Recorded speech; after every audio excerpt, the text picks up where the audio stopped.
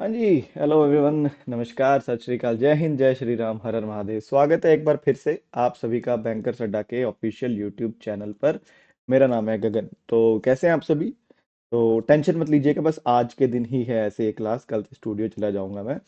But कोई बात, घर जाना पड़ता है। अब घर नहीं हूँ एक्चुअली, मैं कुछ काम से आया हूँ। तो एनीवे, तो कैसे हैं आप सभी? आई हो बढ़िया होंगे, पढ़ाई कर रहे होंगे। जिनका एसबीआई क्लर्क का एग्जाम है मेंस, उनके लिए पहले एक न्यूज़ सुन लो मुझसे, अभी से पहले ही सुन लो। 23 दिसंबर को भैया, 23 दिसंबर को 1 बजे 1 PM पर मैं आपके लिए लेकर आ रहा हूँ पिछले 4 महीने, यानी कि नवंबर, दिसंबर, जनवरी, फरवरी, जो भी इंपॉर्टेंट इंपॉर्टेंट हमारे लिए चीजें हुई हैं। आरबीआई की मॉनेटरी पॉलिसी की बात करें, कोई अवार्ड हो, कोई स्पोर्ट्स का हो, कुछ भी हो इंपॉर्टेंट, जो मेजर चीजें हैं, हम उस 2 ढाई घंटे की क्लास में कवर करेंगे। तो तब तक पढ़ते रहिए। और पीडीएफ ऑब्वियस सी बात है, मैं आपको दे ही दूंगा यार, पीडीएफ में क्या है। तो आप शेयर जरूर कर दीजिए अपने दोस्तों यारों के साथ, ठीक है? एनीवे, शुरू करते हैं क्लास को बिना कोई टाइम वेस्ट किए। पहला सवाल, पेयू ने व्यापारियों के लिए यूपीआई पर क्रेडिट लाइन पेश करने के लिए किसके साथ भागीदारी की? बताओ। PayU has partnered with whom to introduce credit lines on UPI for merchants. मैंने बताया था कि जैसे अभी जो बैंक्स हैं, बैंक्स भी क्या कर रहे हैं, क्रेडिट कार्ड निकाल रहे हैं जिससे आप यूपीआई पेमेंट कर सकते हो, क्रेडिट कार्ड से यूपीआई पेमेंट, है ना? वैसे ही पेयू को भी अलाउ कर दिया है। तो यूपीआई पेमेंट का जितना भी जिम्मा है वो किसके हाथ में है? आरबीआई। तो हाँ, ऑब्वियसली आरबीआई के हाथ में तो सब कुछ है। आरबीआई ने पेटीएम पेमेंट बैंक बंद करने को बोल दिया, लेकिन आरबीआई ने यूपीआई को लॉन्च नहीं किया था। इनडायरेक्टली बोलो तो किया था, लेकिन नहीं किया था। मिनिस्ट्री ऑफ फाइनेंस का क्या लेना देना है? स्टेट बैंक ऑफ इंडिया है, तो बेचारा पहले अलग हुआ करता था इलेक्टोरल बॉन्ड के चक्कर में, अब इससे वो भी ले लिया गया वापस। तो बचा क्या? NPCI, national payment corporation of India के साथ पेयू ने टाई अप किया था, है ना?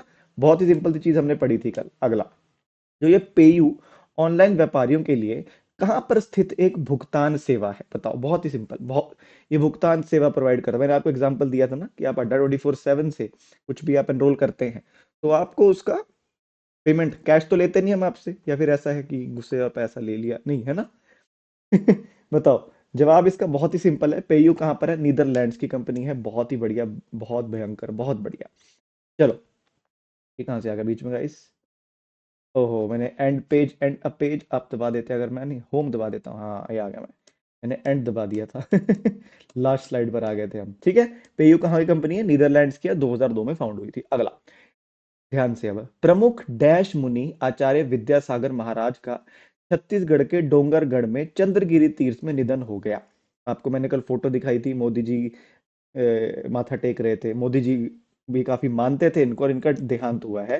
और हमने देखा, पढ़ा हमने किससे देहांत हुआ है ना, फास्ट अनटू डेथ किया था। सल्लेखना, राइट? सालेखन, पता नहीं, सल्लेखन भूल गया मैं भी क्या था यार। तो एनीवे, वो एक जैन मुनि थे। कौन थे? जैन मुनि थे, ये थे जैन मुनि। तो इनका नाम था आचार्य विद्यासागर महाराज, और इनका छत्तीसगढ़ के डोंगरगढ़ में चंद्रगिरी तीर्थ में देहांत हुआ। अब जैन मुनि आचार्य विद्यासागर महाराज थे जो, ये जैन धर्म के कौन से संप्रदाय से थे? याद है मैंने आपको कल बताया था कि जैन धर्म में अलग अलग संप्रदाय होते हैं। तो ये कौन से संप्रदाय से थे? सर इतना पूछा जाएगा, हम एसएससी की तैयारी नहीं कर रहे हैं बेटा। ये वाला क्वेश्चन थोड़ा इंपॉर्टेंट है, इसमें एसएससी बैंक भेदभाव नहीं होता इतना। हाँ, बाकी चीजों में होता है। इसमें नहीं होगा। जैसे इसका जवाब क्या हो जाता है? श्वेतांबर, दिगंबर। अब बोलेंगे सर ये क्या है, हिनायना महायना?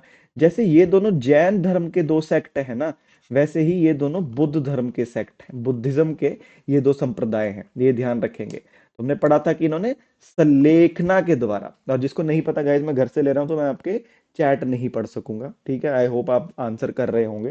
तो हाँ, तो पढ़ लिया तुमने सारा कुछ ही, है ना? 3 दिन से ये फास्ट अनटू डेथ पर थे, जिसे क्या कहा जाता है? सल्लेखना कहा जाता है। चलिए, अगला, कहाँ के शीर्ष ऑलराउंडर माइक प्रॉक्टर का हाल ही में निधन हो गया? कोई ऑलराउंडर किस में होते हैं? ऑलराउंडर सर क्रिकेट में होते हैं।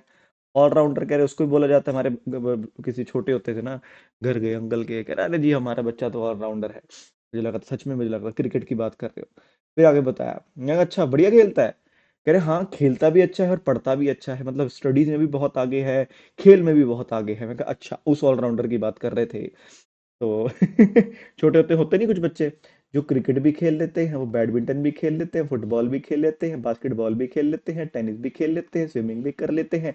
अच्छे किसी में भी नहीं होते।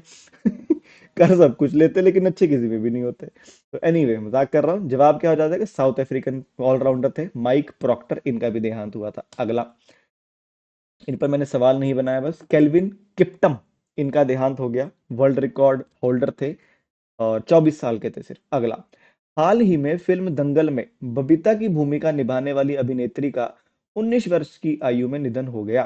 तो उसका नाम क्या था? बबीता को ना, गित्ता बबीता याद है ना? ठीक है, क्या कहे जी, हमारे लौंडों को मारा जी, सुझा दिया देखो। उस लड़के को मारता है, तने क्यों मारा? गित्ता बबीता ने मारा है जी, है ना? तो याद है आपने कौन कौन थी छोटी गित्ता? गित्ता तो छोटी कह रहे सर जायरा वसीम थी। बड़ी गित्ता सर फातिमा सना शेख थी। बड़ी बबीता सर सानिया मल्होत्रा थी, लेकिन छोटी बबीता थी सुहानी भटनागर ये। और इस बच्ची का भी देहांत हो गया 19 साल की उम्र में। अगला सवाल, तो हाल ही में अलेक्सी नवल्नी का भी निधन हो गया। ये कहाँ के नागरिक थे? याद करो, इंपॉर्टेंट क्वेश्चन। अलेक्सेई नवेल्नी का भी देहांत हो गया, तो ये कहाँ के नेशनल थे? ये थे दोस्तों रशिया के। पुतिन के काफी बड़े आलोचक थे, आलोचना बहुत करते थे, खुलकर आलोचना करते थे। और जेल हुई थी इनको 30 साल की। और वहां पर इनकी डेथ हो गई। अगला, बैडमिंटन एशिया टीम चैंपियनशिप 2024 कहाँ हुई? बहुत इंपॉर्टेंट क्वेश्चन। बताओ, क्योंकि भैया हम जीते हैं यार, इंपॉर्टेंट तो बनेगा ना अब सवाल। बताओ, बैडमिंटन एशिया टीम चैंपियनशिप हुई थी अभी इस बार 2024, ये हो रही थी कहां पर? ये हो रही थी शाह आलम में। शाह आलम कहां पर? मलेशिया में। बहुत बढ़िया। अगला, भारत की महिलाओं ने डैश की महिलाओं को हराकर पहली बार बैडमिंटन एशिया टीम चैंपियनशिप का खिताब जीता। बताओ फटाफट फिर। लड़कियां जीती हैं पहली बार, है ना? तो लड़के लड़कियां कभी कोई नहीं जीते थे बैडमिंटन एशिया चैंपियनशिप, जैसे नाम से क्लियर है, एशिया की सबसे बेहतरीन टीम। तो हमारी लड़कियों ने थाईलैंड की लड़कियों को हराकर पहली बार बैडमिंटन एशिया टीम चैंपियनशिप का टाइटल जीता है। तो ये आप देख सकते हैं, ये देख सकते हैं, ये है पीवी सिंधु। ठीक है। और बस थाईलैंड को हराया इन्होंने। अगला, अनमोल खर्ब एक बैडमिंटन प्लेयर है, कहाँ से है अनमोल खर्ब? के बारे में आपको बात बताई थी कि टाई ब्रेकर हो गया था। पहले हम 1-0 से आगे, फिर हम 2-0 से आगे, फिर 2-1 से आगे, फिर 2-2 पर टाई, फिर बच गई बात एक मैच पर, और फिर आखिरी मैच जीतकर अनमोल खर्ब ने भारत को मेडल जिता दिया। तो अनमोल खर्ब थी हरियाणा से, थी क्या है? ये है अनमोल खर्ब फ्रॉम हरियाणा।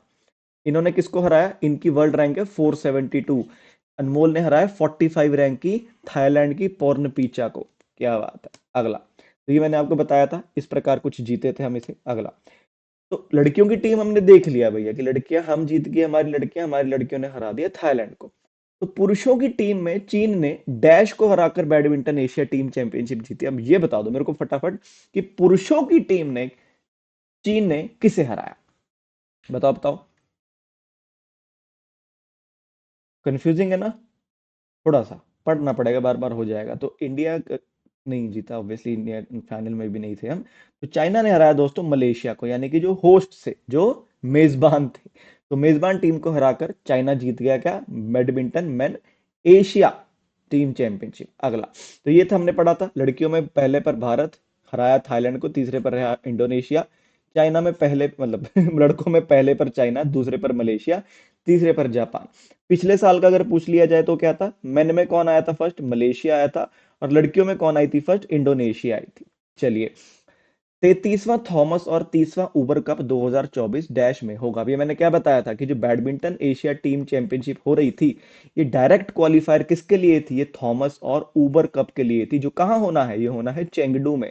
और चेंगडू भला कहाँ से होता है? चे से चेंगडू, चे से चाइना में, है ना?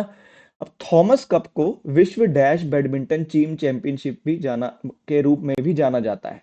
तो थॉमस कप लड़कों का चैंपियनशिप है, लड़कियों का है, मिक्स्ड है, या फिर इनमें से कोई भी नहीं है? आप बताओ। एडिशन याद करने हैं जी। थॉमस कप का 33rd था, 30th था उबर कप का। जो पिछला हुआ था 32nd एडिशन जो हुआ था, वो हम जीते थे। बताया था ना मैंने आपको 2022 में, क्योंकि 2 साल में एक बार होता है। तो ये होता है थॉमस कप मेन चैंपियनशिप, ध्यान रखेंगे इस बात को। ठीक है, ये हमने सारा कर लिया चेंगडू में। अगला, 32वां थॉमस कप, जैसे मैंने बताया कि भारतीय पुरुष टीम जीती थी। भारतीय पुरुष टीम ने डैश में इंडोनेशिया को हराकर जीता था। बेसिक से सवाल ये आगा कि पिछले साल थॉमस कप हुआ कहाँ था? हमेशा ऐसे ही होता है, हमेशा थॉमस और उबर कप एक साथ एक ही जगह पर खेले जाते हैं। तो पिछली बार हम जीते थे, हमने हराया था इंडोनेशिया को। कहां पर हराया था? थाईलैंड में हराया था। ध्यान रखेंगे बात को। ठीक है, डन डील है। लाइक आप कर नहीं रहे होंगे, मेरे को पूरा पूरा भरोसा है कि सर आप चैट देख नहीं सकते, क्या फर्क पड़ता है सर, लाइक कर दो यार, ऐसा मत करो, चलो ठीक है। और लड़कियों में डिफेंडिंग चैंपियंस कौन है? साउथ कोरिया की टीम है। चलिए, किस बैंक ने अपने व्यापारी भुगतानों के निपटान के लिए पेटीएम के साथ भागीदारी की? जैसे मैंने आपको बताया कि पेटीएम पेमेंट बैंक को पहले तो बोला कि 15 मार्च तक तुमको बोलते हैं, ठीक है अपना बढ़ा लो, और फिर अब पेटीएम पेमेंट बैंक ने किसी बैंक के साथ भागीदारी कर ली कि भैया हमारे अकाउंट आपके पास चलेंगे, ताकि हमारे क्यूआर कोड होंगे, हमारे जो साउंड बॉक्स होंगे, हमारी जो कार्ड मशीनें हैं वो चलती रहें। तो ये किया है एक्सिस बैंक ने टाई अप, हमने इसके बारे में पढ़ लिया था कल। और एक बड़ी नई चीज पढ़ी थी, वो आप बताओगे। एंड डैश अकाउंट, ये एक टेम्परेरी पास होता है अकाउंट का, जो एक थर्ड पार्टी रखती है, जो एक थर्ड पार्टी रखती है, जब तक इन दोनों के अंदर ट्रांजैक्शन खत्म नहीं होती। मैंने क्या बोला था, यहां से पैसा जाएगा, यहां से चीज आएगी, और फिर यहां से पैसा आएगा। तो इस अकाउंट को क्या कहा जाता है? Mortgage account, inheritance, demat, escrow. मैंने इसको मॉर्टगेज बोलता होता था पहले, मुझे नहीं पता था। फिर एक दोस्त आया मेरा, दोस्त क्या, एक आंटी आई मेरी, घर में aunty I. She was Canada return and she, मतलब बिल्कुल गांव से थी आंटी वो, मतलब मैंने उनको देखा हुआ है पहले ना कि नहीं आती थी अंग्रेजी, लेकिन वहां से आई जब, और वो बोलेगी मॉर्गेज मॉर्गेज, मेरे को समझ नहीं आ रहा, मैंने कहा क्या क्या मॉर्गेज हो जाती है, बहुत मॉर्गेज हो जाती है, मॉर्गेज हो जाती है, मैंने कहा क्या हो जाती है? मॉर्गेज। फिर समझा मॉर्टगेज, मैं कह रही मॉर्गेज, मैं कहा क्या भैया कहते होंगे कनाडा में शायद ऐसा, है ना? एनीवे, तो इसको क्या कहा जाता है? एस्क्राउ अकाउंट कहा जाता है, ये हमने पढ़ लिया था। चलिए, लो भैया, कल इतनी थी हमारी करंट अफेयर, हमने कितनी देर ले, 11 मिनट में देख रहे हो भैया, क्या रिवीजन खत्म करी है आपके भाई ने, मजा आया कि नहीं? लेकिन आजकल यूट्यूब में ग्लिच बड़ा आ रहा है, मेरे को समझ नहीं आ रहा क्यों आ रहा है ग्लिच। कल मेरी पंजाब के लिए मैंने क्लास शुरू की, और 10 मिनट में पढ़ाता रहा। ठीक है, मैंने पहले बोला था कि क्लास नहीं होगी, मैं घर आया था, कुछ प्रॉब्लम थी। फिर मैंने क्लास शुरू करी, 10 मिनट में पढ़ाता रहा, 10 मिनट बाद पता लगा कि भैया क्लास तो चली ना रही, क्लास तो चली ना रही। कमेंट्स मेरे को दिखते नहीं, क्योंकि नहीं तो कमेंट्स चलते रहते थे। मेरे पास फिर ऑफिस से फोन आता है कि सर आपने क्लास नहीं शुरू करी। मैं कहा, पगला गया है क्या, क्लास तो ले रहा हूं मैं। कह रहा सर क्लास तो शो ही ना हो रही, बस कुछ ग्लिच कर रहा है, कुछ कर रहे हैं चेंज। तो भैया लाइक और लाइव को इक्वल अगर कर दें तो मजा आ जाएगा, और अगर शेयर कर दो, आहा, है ना? चल शुरू करते हैं। पहले भैया ये हमारा पीछे छूट गया था, हमने इतना जरूर पढ़ लिया था कि भैया टाटा स्टील हो रहा है, कहाँ पर चेस टूर्नामेंट हो रहा है? नीदरलैंड्स में हो रहा है। जीता कौन, हम तो पढ़ना भूल गए थे, है ना? एनीवे, तो इसमें दो तरह के होते हैं, एक तो होता है मास्टर्स, जिसमें हम अगर जनरली पढ़ते हैं, पिछले साल जो अनीश गिरी जीता हुआ था, नीदरलैंड्स का लौंडा ही था वो, ठीक है। और दूसरा होता है इसमें चैलेंजर्स टाइटल, ये थोड़े जूनियर होते हैं, ठीक है। तो इसमें इंडियन जीत गया भैया, गोवा का लड़का है, कहाँ का? गोवा का है, लियोन मेंडोंग का। ये जीत गया भैया टाटा स्टील का चैलेंजर्स टाइटल। और हराया किसे? इंडियन को ही हराया, लड़की है, इसका नाम है, तो देखो, लियोन ल्यूक मेंडोंका ने अंतिम दौर में हम वतन दिव्या देशमुख को हराकर चैलेंजर्स खिताब जीत लिया। ये होते हैं भैया सख्त लौंडे। मैं ऐसे बहुत सारे लोगों को जानता हूं, मेरे इस कॉलेज में रह चुके हैं ऐसे बच्चे, जिनके सामने टूर्नामेंट में आई लड़की, और लड़की थोड़ी सी देखने में अच्छी थी, उन्होंने बोला ले जाओ आप, तो सख्त लौंडा है। देखो भैया सीधी सी बात है, कंपटीशन है, कौन लड़का कौन लड़की, एक सीट है, अगर आपके पास एसपीए क्लर्क की है, यहीं पर आप बैठ सकते हो, यहीं पर वो बैठ सकती है। इसने बोला दीदी जाओ। तो एनीवे, मजाक मजाक मजाक कर रहा हूँ, जोक्स अपार्ट। तो गोवा के लियोन मेंडोंका ने, इंडिया का है जो ऑब्वियसली, और इंडिया की ही लड़की है, क्या नाम है, दिव्या देशमुख, इसे हरा दिया फाइनल में, किसमें? चैलेंजर्स टाइटल में, ठीक है। लेकिन जो बड़े वाला होता है, मेजर होता है, उसे कहा जाता है मास्टर्स टाइटल। उसमें क्या हुआ? तो एनीवे, तो मेंडोंका बने 67th इंडियन, जब to earn the grand master title. ये 67th ग्रैंड मास्टर थे। अब आपको पता है लेटेस्ट ग्रैंड मास्टर तो आर प्रज्ञानंदा की जो बहन है, वैशाली आर, वो बनी है। और आर प्रज्ञानंदा और वैशाली आर दुनिया की पहली भाई बहन की जोड़ी बनी है, जिसने दोनों ग्रैंड मास्टर्स हैं बेसिकली। नंबर मुझे याद नहीं है यार, 83rd है, पता नहीं 84th है, एग्जैक्ट आई डोंट रिमेंबर, है ना? चलो, और मास्टर्स की बात करते हैं, तो द कैंडिडेट इंडिया का है डी गुकेश, हाईएस्ट रैंक है जो इंडिया की, जो भी रैंक होल्डर है वो डी गुकेश ही है। ये रनर्स अप आए, इन्हें हरा दिया चाइना के वेई येई ने मास्टर सेक्शन में। तो ये है भैया चाइना का वेई येई, वही वही जैसा लग रहा है, मतलब भाई, मतलब भाई भाई जैसा इसका नाम है। तो वेई येई ने हरा दिया भैया हमारे लड़के को, लड़के का नाम क्या है? डी गुकेश, डोम महाराजू गुकेश। तो मास्टर्स जीत गया है कौन? चाइना का वेई येई। और चैलेंजर्स कौन जीता है? इंडिया का, गोवा का लियोन मेंडोंग का। ठीक है, चलिए चलो। प्रधानमंत्री ने उत्तर प्रदेश में कल्कि धाम मंदिर की आधारशिला रखी। तो कल मोदी जी गए हुए थे। कल अगर आपने टीवी कभी खोला हो, 15 मिनट के लिए भी खोला हो, तो कल टीवी में इसकी काफी सारी झलक आ रही थी।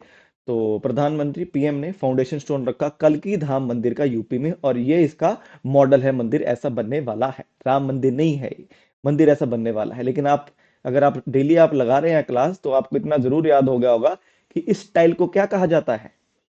नगर स्टाइल, है ना? याद है कैसे बताया था कि यहाँ पर सीढ़ियां होंगी, फिर शिखर, सॉरी ये शिखर होता है, रिमेम्बर कुछ? यहाँ पर मूर्ति होगी, गर्भगृह। वही बात है भैया, क्लास लगाई हो। इसने नहीं लगाई भैया, राम मंदिर का सेशन बना हुआ है, इस चैनल के ऊपर पड़ा हुआ है, एमसीक्यू फॉर्म में पड़ा हुआ है, जरूर देखना। पेपर में आएगा आप सभी के, जिसका जीडी का है ना, एसबीआई क्लर्क का। एनीवे, तो पीएम मोदी ने उत्तर प्रदेश के सांभल जिले में कल्कि धाम मंदिर की आधारशिला रखी। और कल्कि धाम टेम्पल को कौन बनाएगा? श्री काल्की धाम निर्माण ट्रस्ट। जैसे कि रामलला मंदिर को किसने बनाया था? वही रामलला के नाम पर ही जो ट्रस्ट था। और इस ट्रस्ट के चेयरमैन कौन है? आचार्य प्रमोद कृष्णम। ये है इस ट्रस्ट के चेयरमैन, आचार्य प्रमोद कृष्णम। ठीक है। और साथ ही मोदी जी ने बहुत सारी बड़ी बड़ी 14,500 प्रोजेक्ट्स अक्रॉस यूपी लॉन्च किए, 10 लाख करोड़ की लागत से ज्यादा के। जो अभी इससे पिछले साल जब यूपी ग्लोबल इन्वेस्टर मीट हुई थी लखनऊ में, वहां पर बहुत सारे प्रोजेक्ट मिल गए थे। और अब एक साल के बाद उन सभी को लॉन्च भी कर दिया गया है, तो ध्यान रखेंगे। इंपॉर्टेंट चीज क्या है? कहाँ हुआ था इन्वेस्टर मीट? लखनऊ में। और कल्कि धाम टेम्पल कहाँ पर है? यूपी के संभल जिले में। चलो अगला, आहा क्या बात। वाहन बिक्री में यूपी सबसे आगे है, अक्टूबर दिसंबर 2023। और महाराष्ट्र इस प्रकार है, ये क्या लिख लिया, इस प्रकार है नहीं, महाराष्ट्र आया है सेकंड, ये बोला है। ये रिपोर्ट दी है भैया सियाम ने। अब सियाम क्या है, पढ़ते हैं आओ। तो latest society of Indian automobile manufacturer, ये है सियाम। इन्होंने रिपोर्ट दी है पिछले तिमाही की, यानी कि अक्टूबर, नवंबर और दिसंबर की। कहते हैं कि इंडिया की ऑटो इंडस्ट्री बहुत ही बढ़िया चल रही है। उत्तर प्रदेश ने आग लगाई हुई है भैया सेल्स के अंदर, और दूसरे नंबर पर है महाराष्ट्र। किस हिसाब से, देखते हैं आप। तो लेटेस्ट जो रिपोर्ट आई है, बार बार वही लिखा हुआ है, तो ये है देखो। तो भैया वेरियस कैटेगरीज क्या होता है भैया? Two wheeler motorcycle, three wheeler auto, four wheeler गाड़ी, है ना, सिक्स व्हीलर ट्रक, और बड़ा बड़ा तो चलता ही रहता है। तो टोटल उत्तर प्रदेश में सबसे ज्यादा 8,22,472 अलग अलग यूनिट बिके हैं। यूनिट का मतलब क्या? अगर इनको ही मैं गिन लूं, 2 3 4 5 6 7 8 9 9 6 15, सोचिए 15 यूनिट हो गए। ठीक है। चाहे इसमें दो मोटरसाइकिल थे, तीन रिक्शे थे, चार गाड़ियां और छह ट्रक थे, तो टोटल 15 यूनिट हो गए। ठीक है। टॉप परफॉर्मर रहा यूपी किसमें? थ्री व्हीलर के सेगमेंट में, यानी कि जो ऑटो रिक्शा वगैरह होते हैं, उसमें यूपी टॉप पर रहा। और टू व्हीलर मार्केट में भी डोमिनेट किया है, 6,73,962। देख रहे हो, मतलब 8 लाख में से 6,73,000 के लगभग टू व्हीलर ही बिके हैं। आओ, महाराष्ट्र दूसरे नंबर पर रहा है, ये देखो 6,88,000। पहले पर कितना? 8 लाख। महाराष्ट्र दूसरे पर 6 लाख। और पैसेंजर व्हीकल्स क्या होता है? गाड़ियां जो आपकी होती हैं, 1,21,000 सबसे ज्यादा इनके पास बिकी हैं। फिर गुजरात और तमिलनाडु ने भी बढ़िया करा है, टोटल इन्होंने 4,21,000 के करीब बेची हैं। और तमिलनाडु